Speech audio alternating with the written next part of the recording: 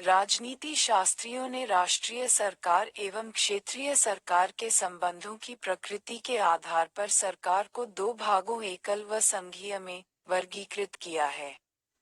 परिभाषा के अनुसार एकल या एकात्मक सरकार वह है जिसमें समस्त शक्तियां एवं कार्य केंद्रीय सरकार और क्षेत्रीय सरकार में निहित होती हैं। दूसरी ओर संघीय सरकार वह है जिसमें शक्तियां संविधान द्वारा केंद्र सरकार एवं क्षेत्रीय सरकार में विभाजित होती हैं। दोनों अपने अधिकार क्षेत्रों का प्रयोग स्वतंत्रतापूर्वक करते हैं। ब्रिटेन, फ्रांस, जापान, चीन, Italy, Belgium, Norway, Sweden, Spain आदि में सरकार का एकात्मक स्वरूप है, जबकि अमेरिका, स्विट्जरलैंड, ऑस्ट्रेलिया, कनाडा, रूस, ब्राजील, अर्जेंटीना आदि में सरकार का संघीय मॉडल है। संघीय मॉडल में राष्ट्रीय सरकार को संघ सरकार या केंद्रीय सरकार या संघीय सरकार के रूप में जाना जाता है और क्षेत्रीय सरकार को राज्य सरकार या प्रांतीय सरकार के रूप में जाना जाता है। संघीय एवं एकात्मक सरकार की विशेषताओं को निम्नलिखित तरीके से तुलनात्मक रूप में उल्लिखित किया गया है। संघ शासन शब्द को लैटिन शब्द फोइड्स, फोर्डिस से लिया गया है, जिसका अभिप्राय है संधि या समझौता। इस तरह संघ शासन एक नया राज्य राजनीतिक व्यवस्था है जिसे विभिन्न इकाइयों के बीच संधि या समझौते के तहत निर्मित किया गया है। संघों की इकाइयों को विभिन्न नामों जैसे राज्य जैसा कि अमेरिका में, या कैंटोन जैसा कि स्विट्जरलैंड में, या प्रांत जैसा कि कनाडा में, या गणतंत्र जैसा कि रूस में से पुकारा जाता है। संघ शासन दो रूपों में निर्मित होता है। वे हैं एकीकरण व विभेदीकरण। पहले मामले में सैनिक कमजोरी वाले या आर्थिक रूप से पिछड़े राज्य स्वतंत्र मिलकर एक बड़े व मजबूत संघ का निर्माण करते हैं। उदाहरण के लिए अमेरिका में दूसरे मामले में बड़ा एकीकृत राज्य संघ में परिवर्तित हो जाता है, जहां राज्यों को स्वायत्तता होती है। उदाहरण के लिए कनाडा में। अमेरिका विश्व में पहला व प्राचीनतम संघीय शक्ति वाला देश है। यह अमेरिकी क्रांति 1775-83 के बाद 1787 में बना। इसमें 50 राज्य, मूलतः 13 राज्य समाहित हैं। संघीय शासन में कनाडा 10 प्रांतों, मूल रूप से 4 प्रांत से निर्मित, भी काफी पुराना है, जो 1867 में निर्मित हुआ। भारत के संविधान में संघीय सरकार व्यवस्था को अपनाया गया। संविधान निर्माताओं ने संघीय व्यवस्था को दो कारणों से अपनाया: देश का बृहद आकार एवं सामाजिक सांस्कृतिक विविधता। उन्होंने महसूस किया कि संघीय व्यवस्था से न केवल सरकार की शक्ति बढ़ेगी बल्कि क्षेत्रीय स्वायत्तता एवं राष्ट्रीय एकता में अभिवृद्धि होगी। तालिका 13.1 संघीय एवं एकात्मक सरकार की तुलनात्मक विशेषता। संघीय सरकार। एकात्मक सरकार। एकल सरकार राष्ट्रीय सरकार होती है जो क्षेत्रीय सरकार बना सकती है। दोहरी सरकार अर्थात राष्ट्रीय एवं क्षेत्रीय सरकार। 2. लिखित संविधान। 3. राष्ट्रीय एवं क्षेत्रीय सरकारों के मध्य शक्तियों का विभाजन। 4. संविधान की सर्वोच्चता। 5. कठोर संविधान। 2. है संविधान लिखित भी हो सकता है, फ्रांस, या अलिखित, ब्रिटेन भी। 3. शक्तियों का कोई विभाजन नहीं होता तथा समस्त शक्तियां राष्ट्रीय सरकार में निहित होती हैं। 4. संविधान सर्वोच्च भी हो सकता, जापान, और नहीं भी, ब्रिटेन। 5. संविधान कठोर भी हो सकता है, फ्रांस, या लचीला, ब्रिटेन भी। 6. स्वतंत्र न्यायपालिका। 7. द्विसदनीय विधायिका। 6. न्यायपालिका स्वतंत्र भी हो सकती है, नहीं भी। 7. विधायिका द्विसदनीय भी हो सकती है, ब्रिटेन, और एक सदनीय, चीन, भी। वैसे संविधान में कहीं भी संघ शब्द का प्रयोग नहीं किया गया है। इसके स्थान पर संविधान का अनुच्छेद 1 भारत को राज्यों के संघ रूप में परिभाषित करता है। Doctor B.R. अम्बेडकर के अनुसार राज्यों के संघ से दो बातें उभरकर सामने आती हैं। आई अमेरिकी संघ के विपरीत भारतीय संघ राज्यों के बीच सहमति का प्रतिफल नहीं है, तथा ई राज्यों को यह अधिकार नहीं है कि वे स्वयं को संघ से पृथक कर सकें। फेडरेशन संघ है क्योंकि वह अविभाज्य है। भारत की संघीय व्यवस्था कनाडाई मॉडल पर आधारित है। एक अत्यंत सशक्त केंद्र के होने के आधार पर कनाडाई मॉडल अमेरिकी मॉडल से सर्वथा भिन्न है। भारतीय संघीय व्यवस्था कनाडाई व्यवस्था से इन आधारों पर समानता प्रदर्शित करती है। आई इसका निर्माण यानी कि विखंडित होने के तरीकों। ई संघ शब्द का प्रमुखता से प्रयोग कनाडा में भी संघ शब्द का प्रयोग किया गया है। ई इसकी केंद्रीयकरण की प्रवृत्ति राज्यों की तुलना में केंद्र का ज्यादा शक्तिशाली होना। संविधान की संघीय विशेषताएं। भारतीय संविधान की संघीय विशेषताएं निम्नलिखित हैं। 1. द्वैध राज पद्धति। संविधान में संघ स्तर पर केंद्र एवं राज्य स्तर पर राज पद्धति को अपनाया गया। प्रत्येक को संविधान द्वारा क्रमशः अपने क्षेत्रों में संप्रभु शक्तियां प्रदान की गई हैं। केंद्र सरकार राष्ट्रीय महत्व के मामलों जैसे रक्षा, विदेश, मुद्रा, संचार आदि को देखती है, जबकि दूसरी तरफ राज्य सरकारें क्षेत्रीय एवं स्थानीय महत्व के मुद्दों को देखती हैं, जैसे सार्वजनिक व्यवस्था, कृषि, स्वास्थ्य, स्थानीय प्रशासन आदि। 2. लिखित संविधान। हमारा संविधान न केवल लिखित अभिलेख है, वरन विश्व का सबसे विस्तृत संविधान भी है। मूलतः इसमें एक प्रस्तावना, 395 अनुच्छेद, 22 भागों में विभक्त, और 8 अनुसूचियां थीं। वर्तमान समय 2019 में इसमें 465 अनुच्छेद, 25 भागों में विभक्त, और 12 अनुसूचियां हैं। इसमें केंद्रीय एवं राज्य सरकारों की शक्तियों एवं उनके प्रयोग की विस्तृत विवेचना है।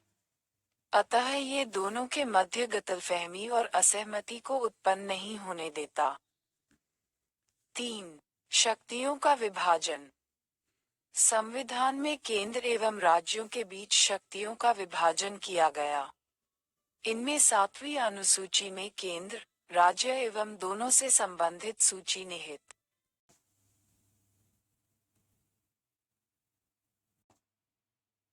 है। केंद्र सूची में 90 विषय हैं, मूलतः 97, राज्य सूची में 59 विषय हैं, मूलतः 66, और संवर्ती सूची में 52 विषय, मूलतः 47 हैं। संवर्ती सूची के विषयों पर केंद्र एवं राज्य दोनों कानून बना सकते हैं। टकराव की स्थिति में केंद्र की विधि प्रभावी होगी। अवशेषीय विषय अर्थात जो किसी भी सूची में नहीं है, केंद्र को दिए गए हैं। 4. संविधान की सर्वोच्चता। संविधान सर्वोच्च है। केंद्र या राज्य सरकार द्वारा प्रभावी कानूनों के विषय में इसकी व्यवस्था सुनिश्चित होनी चाहिए, अन्यथा इन्हें उच्चतम न्यायालय या उच्च न्यायालय में न्यायिक समीक्षा के तहत अवैध घोषित किया जा सकता है। इस तरह सरकार के घटकों, विधायिका, कार्यकारी एवं न्यायिक, को दोनों स्तरों पर संविधान द्वारा विधित क्षेत्र के अंतर्गत कार्य करना चाहिए। 5. कठोर संविधान। संविधान द्वारा शक्तियों का विभाजन एवं संविधान की सर्वोच्चता तभी बनाए रखी जा सकती है, जब संविधान में संशोधन की प्रक्रिया कठोर हो। यद्यपि संविधान में संशोधन इस सीमा तक कठोर है, जिससे वे प्रावधान जो संघीय संरचना, यथा केंद्र राज्य संबंध एवं न्यायिक संगठन से संबंधित हैं, मात्र केंद्र एवं राज्य सरकारों की समान संस्तुति से ही संशोधित किए जा सकते हैं। इन प्रावधानों के संशोधन हेतु संसद के विशेष बहुमत एवं संबंधित राज्यों में से आधे से अधिक की स्वीकृति अनिवार्य होती है। 6. स्वतंत्र न्यायपालिका। संविधान ने दो कारणों से उच्चतम न्यायालय के नेतृत्व में स्वतंत्र न्यायपालिका का गठन किया है। एक, अपनी न्यायिक समीक्षा के अधिकार का प्रयोग कर संविधान की सर्वोच्चता को स्थापित करना, और दूसरा, केंद्र एवं राज्य के बीच विवाद के निपटारे के लिए। संविधान ने विभिन्न तरीकों से न्यायपालिका को स्वतंत्र बनाया, जैसे न्यायाधीशों के कार्यकाल की सुरक्षा, निश्चित सेवा शर्तें आदि है। 7. द्विसदनीय विधायिका। संविधान ने द्विसदनीय विधायिका की स्थापना की है, उच्च सदन राज्यसभा और निम्न सदन लोकसभा। राज्यसभा भारत के राज्यों का प्रतिनिधित्व करती है, जबकि लोकसभा भारत के लोगों पूर्ण रूप से का राज्यसभा, यद्यपि कम शक्तिशाली है, केंद्र के अनावश्यक हस्तक्षेप से राज्यों के हितों की रक्षा करती है। संविधान की एकात्मक विशेषताएं। उपरोक्त संघीय ढांचे के अलावा भारतीय संविधान की निम्नलिखित एकात्मक या गैर संघीय विशेषताएं भी हैं, जो इस प्रकार हैं। 1. सशक्त केंद्र। शक्तियों का विभाजन केंद्र के पक्ष में है, जो कि संघीय दृष्टिकोण के काफी विरुद्ध है। प्रथमतः केंद्रीय सूची में राज्य के मुकाबले ज्यादा विषय हैं। दूसरा, केंद्रीय सूची में ज्यादा महत्वपूर्ण विषय शामिल हैं। तीसरे, समवर्ती सूची में केंद्र को ऊपर रखा गया है। अंततः अवशेषीय शक्तियों में भी केंद्र प्रमुख है, जबकि अमेरिका में ये राज्यों में निहित हैं। इस तरह संविधान केंद्र को सशक्त बनाता है। 2. राज्य अनश्वर नहीं। अन्य संघों के विपरीत भारत में राज्यों को क्षेत्रीय एकता का अधिकार नहीं है। संसद एक तरफा कार्यवाही द्वारा उनके क्षेत्र, सीमाओं या राज्य के नाम को परिवर्तित कर सकती है, अर्थात इसके लिए साधारण बहुमत की जरूरत होती है, न कि विशेष बहुमत की। इस तरह भारतीय संघ नश्वर राज्यों का अनश्वर संघ है, an indestructible union of destructible states। दूसरी तरफ अमेरिकी संघ अनश्वर राज्यों का अनश्वर केंद्र है, an indestructible union of indestructible states। 3. एकल संविधान। सामान्यतः एक संघ में राज्यों को केंद्र से हटकर अपना संविधान बनाने का अधिकार होता है। भारत में इससे इतर राज्यों को ऐसी कोई शक्ति नहीं दी गई है। भारतीय संविधान सिर्फ केंद्र का ही नहीं, राज्यों का भी है। राज्य एवं केंद्र दोनों को इसी एक ढांचे का पालन अनिवार्य है। सिर्फ जम्मू एवं कश्मीर एक अपवाद था, जिसका अपना राज्य पृथक संविधान था। 4. संविधान का लचीलापन। अन्य संघीय प्रणालियों की तुलना में भारतीय संविधान में संशोधन प्रक्रिया कम कठोर है। संविधान के एक बड़े हिस्से को संसद द्वारा साधारण या विशेष बहुमत द्वारा एकल प्रणाली से संशोधित किया जा सकता है। यानी संविधान संशोधन की शक्ति सिर्फ केंद्र में निहित है। अमेरिका में राज्य भी संविधान संशोधन का प्रस्ताव रख सकते हैं। 5. राज्य प्रतिनिधित्व में समानता का अभाव। राज्यों की जनसंख्या के आधार पर राज्यसभा में प्रतिनिधित्व दिया जा है, अतः सदस्यता में 1 से 31 तक की भिन्नता है। अमेरिका में राज्यों के प्रतिनिधित्व के सिद्धांत को उच्च सदन में पूर्ण रूपेण महत्ता दी जाती है। इस तरह अमेरिकी सीनेट में 100 सदस्य होते हैं, प्रत्येक राज्य से 2। ये सिद्धांत छोटे राज्यों के लिए सुरक्षा कवच के समान होता है। 6. आपातकालीन उपबंध। संविधान 3 तरह की आपातकाल व्यवस्था निर्धारित करता है। राष्ट्रीय, राज्य एवं वित्त। आपातकाल के दौरान केंद्र सरकार के पास सभी शक्तियां आ जाती हैं और राज्य केंद्र के पूर्ण नियंत्रण में आ जाएं। ये बिना किसी संविधान संशोधन के संघीय ढांचे को एकल ढांचे में बदल देता है। ऐसी व्यवस्था अन्य किसी संघ में नहीं पाई जाती है। 7. एकल नागरिकता। दोहरी व्यवस्था के बावजूद भारत का संविधान कनाडा की तरह एकल नागरिकता व्यवस्था को अपनाता है। यहाँ केवल भारतीय नागरिकता है, कोई अन्य पृथक राज्य नागरिकता नहीं है। अन्य संघीय व्यवस्था वाले देशों, जैसे अमेरिका, स्विट्जरलैंड एवं ऑस्ट्रेलिया में दोहरी राष्ट्रीय एवं राज्य नागरिकता का प्रावधान है। 8. एकीकृत न्यायपालिका। भारतीय संविधान द्वारा सबसे ऊपर उच्चतम न्यायालय के साथ एकात्मक न्यायपालिका की स्थापना की गई है और इसके अधीन राज्य उच्च न्यायालय होते हैं।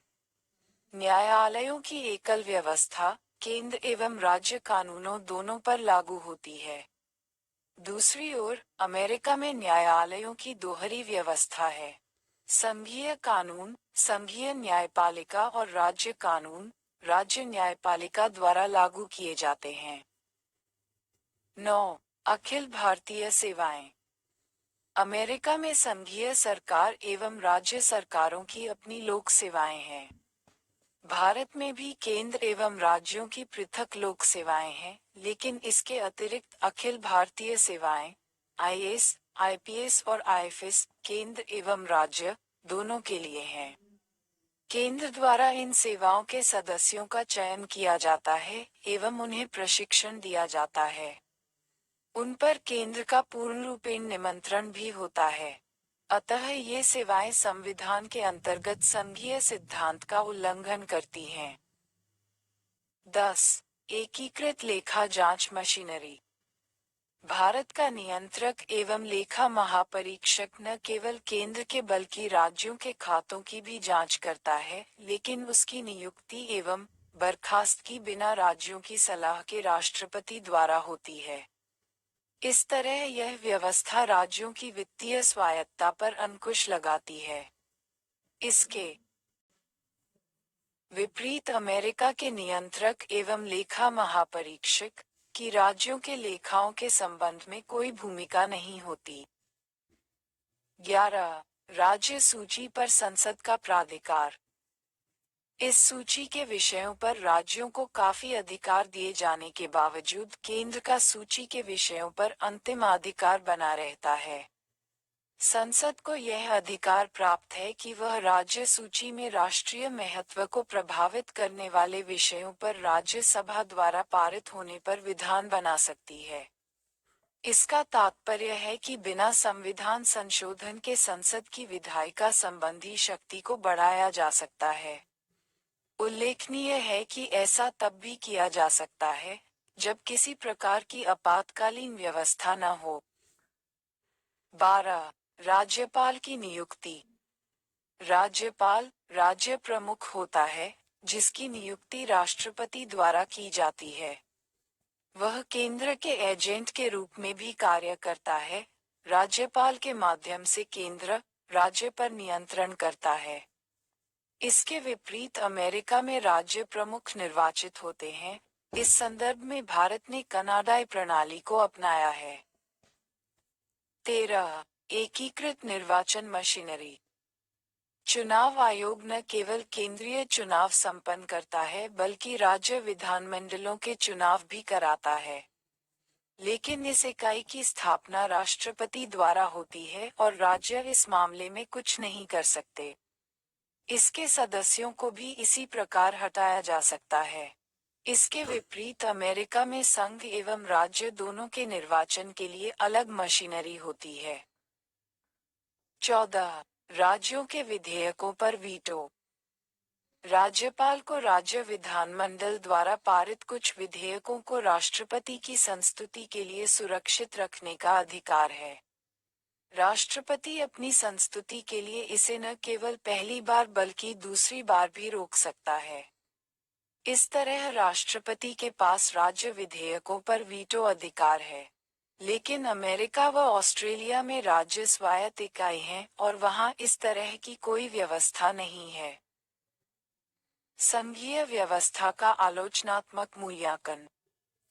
उपरोक्त व्यवस्था से यह स्पष्ट होता है कि भारत का संविधान अमेरिका, स्विट्जरलैंड और ऑस्ट्रेलिया की तरह एक परंपरागत संघीय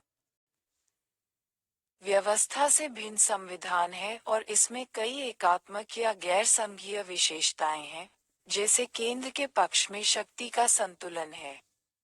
ये संविधान विशेषज्ञों द्वारा भारतीय संविधान के संघीय चरित्र को चुनौती देने के लिए पर्याप्त है। इसलिए केसी वेयर ने भारतीय संविधान को अल्पसंघीय करार दिया है। के संथानम के अनुसार भारतीय संविधान के एकात्मक होने के उत्तरदायी दो कारण हैं। एक, वित्तीय मामले में केंद्र का प्रभुत्व एवं राज्यों की केंद्रीय अनुदान पर निर्भरता और दो, तत्कालीन शक्तिशाली योजना आयोग द्वारा राज्य की विकास प्रक्रिया को नियंत्रित करने की व्यवस्था। उन्होंने महसूस किया, भारत एक तरफ तो एकल व्यवस्थागत देश है, फिर भी केंद्र और राज्य अपना कार्य विधिक और औपचारिक रूप में संघीय रूप में करते हैं। उद्धरण चिन्ह। हालांकि अन्य राजनीति शास्त्री उक्त मतों से सहमत नहीं हैं। पॉल एफबी कहते हैं, ये पूरी तरह संघीय है। मॉरिस जॉन्स इसे सहमति वाला संघ कहते हैं। आइवर जेनिंग्स कहते हैं, यह मजबूत केंद्र वाला संघ है। उन्होंने महसूस किया कि भारतीय संविधान मुख्यतः संघीय है, राष्ट्रीय एकता एवं तरक्की के लिए अनोखे कवच के साथ। ग्रेनविल ऑस्टिन 12 कहते हैं, ये सहकारी संघ व्यवस्था है।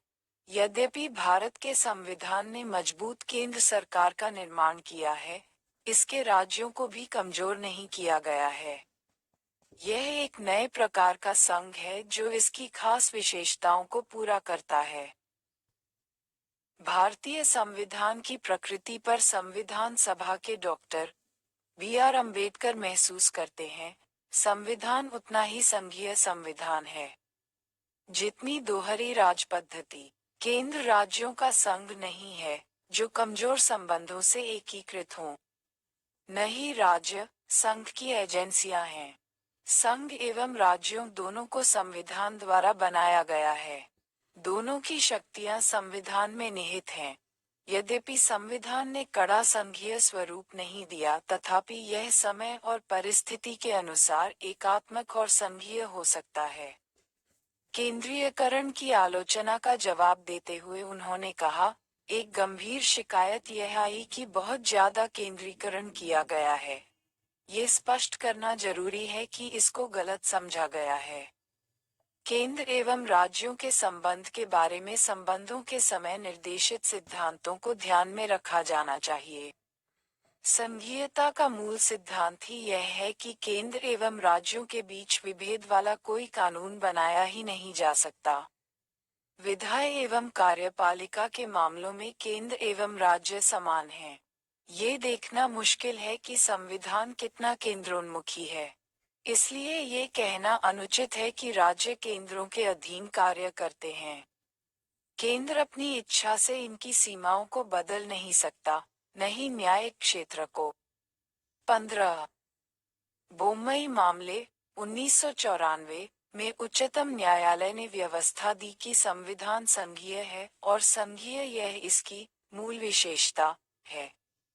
यह महसूस किया गया कि संविधान की व्यवस्था के तहत राज्य की तुलना में केंद्र में बड़ी शक्तियां निहित हैं। इसका मतलब यह नहीं कि राज्य केंद्र पर ही निर्भर हैं। राज्यों का अपना संवैधानिक अस्तित्व है। ये केंद्र के उपग्रह या एजेंट नहीं हैं। अपने क्षेत्र में राज्य सर्वोच्च हैं। ये तथ्य कि आपातकाल के दौरान राज्य पर केंद्र अभिभावी होगा, संविधान के आवश्यक संघीय रूप को प्रभावित नहीं करता। ये अपवाद हैं और अपवाद नियम नहीं हैं। ये कहना उचित होगा कि भारतीय संविधान में संघीय स्वरूप केवल एक प्रशासनिक सुविधा मात्र नहीं है, बल्कि एक नियम है, हमारी वास्तविकताओं की अपनी प्रक्रियाओं और मान्यताओं का परिणाम। वास्तव में भारत में संघीय व्यवस्था अग्रलिखित दो संघर्षों के बीच सहमति का प्रतिनिधित्व करती है। सामान्यतः शक्तियों का विभाजन, जिसके अंतर्गत राज्य स्वायत्त होते हुए अपना कार्य करते हैं, और राष्ट्रीय एकता की आवश्यकता एवं विशेष परिस्थितियों के तहत एक मजबूत संघीय सरकार। भारतीय राजपद्धति के निम्नलिखित कार्य संघीय व्यवस्था के द्योतक हैं। राज्यों के बीच क्षेत्रीय विवाद।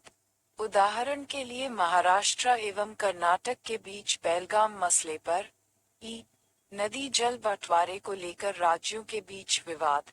उदाहरण के लिए कर्नाटक व तमिलनाडु के मध्य कावेरी जल पर क्षेत्रीय दलों का उद्भव और उनका सत्ता में आना, जैसे आंध्र प्रदेश, तमिलनाडु आदि। क्षेत्रीय अपेक्षाओं को पूरा करने के लिए नए राज्यों का गठन, जैसे मिजोरम या झारखंड। अपने विकास के लिए राज्यों द्वारा केंद्र से अधिक अनुदान की मांग। राज्यों द्वारा अपनी स्वायत्तता को बरकरार रखते हुए केंद्र के हस्तक्षेप पर प्रतिक्रिया।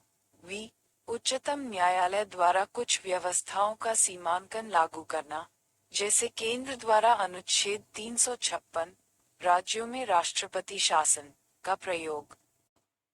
टिप्पणी एवं संदर्भ। 1. कॉन्स्टिट्यूएंट असेंबली डिबेट्स, खंड 7 पृष्ठ 43। 2. अमेरिकी संविधान में मूलतः 7 अनुच्छेद, ऑस्ट्रेलियाई संविधान में 128 और कनाडा के संविधान में 147 अनुच्छेद थे। 3. 1951 से विभिन्न संशोधनों के जरिए 20 अनुच्छेदों और 1/7 का लोप किया गया और करीब 95 अनुच्छेदों, 4 भागों IX का, IX और 14 का, और 4 अनुसूचियों 9, 10, 11 और 12 को जोड़ा गया। कोष्टक 4. प्रत्येक सदन के सदस्यों की 2/3 बहुमत एवं मतदान तथा प्रत्येक सदन के कुल सदस्यों का बहुमत। 5. 2019 तक भारत के संविधान के अनुच्छेद 370 के जरिए तत्कालीन राज्य जम्मू एवं कश्मीर को विशेष दर्जा दिया गया था। 6. केसी वियर, फेडरल गवर्नमेंट, 1951, पृष्ठ 28। 6. 2015 में योजना आयोग को एक नए निकाय नीति आयोग, National Institution for Transforming India, द्वारा प्रतिस्थापित किया गया। 7. K Santhanam, Union State relation in India, 1960, पृष्ठ 5070-8। पॉल एप्पी, पब्लिक एडमिनिस्ट्रेशन इन इंडिया, 1953, पृष्ठ 51। 9. Morris Jones, the government and politics in India, 1960, पृष्ठ 14। 10. Ivor Jennings, some characteristic of the Indian constitution, 1953, पृष्ठ 1। 11. C.H. Alexandrowicz, constitutional development in India, 1957, पृष्ठ 157-70। 12. Granville Austin, the Indian constitutional cornerstone of a nation, Oxford, 1966, पृष्ठ 186-88। 13. Constituent assembly debates, खंड 8, पृष्ठ 33। 14. Notebook, खंड 7, पृष्ठ 33-34। 15. Doctor B.R. Ambedkar के संविधान सभा में भाषण, the constitution and the constituent assembly, 25 नवंबर 1949 को पुनः प्रस्तुत किया गया। लोकसभा सचिवालय, 1990, पृष्ठ 176। 16. SS, RS, बोम्मई बनाम भारत संघ 1994। 17 सुभाष सी कश्यप अवर पार्लियामेंट नेशनल बुक ट्रस्ट 1999 संस्करण पृष्ठ 40। 18 एसआर बोम्मई बनाम भारत संघ 1994 फैसले को विस्तार से देखने के लिए अध्याय 16 में राष्ट्रपति शासन देखें।